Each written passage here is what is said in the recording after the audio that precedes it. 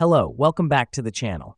Today we're diving straight into how to track software releases in Monday.com, your go-to guide for 2025. Our first step is to create a new board. Head over to the left-hand side of your Monday.com dashboard and click on Plus Add.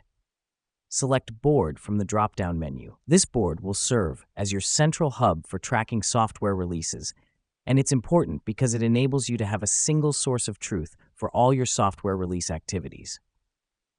Next up, we're adding columns to our board. Click on Plus Add Column on the right side of your board. Here, add columns for the name of the software release, its status, and the release date. Customizing columns to your specific needs helps you to track the critical aspects of your software releases and maintain a well-structured workflow. Now that we've done that, it's time to add your software releases. Click on Plus Add Item to start adding the details of your software releases into your new columns.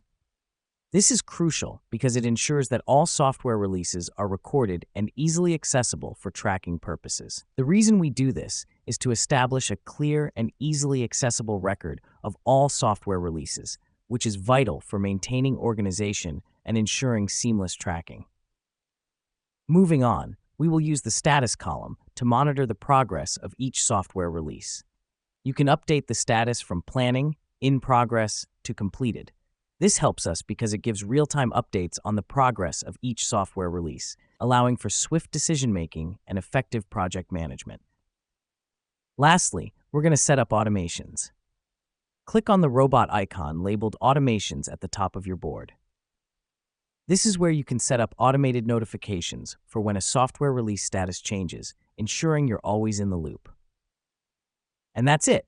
You're now fully armed to track software releases in Monday.com effectively. This system will streamline your tracking process and help ensure no software release gets left behind. Thank you for joining us today, and see you next time.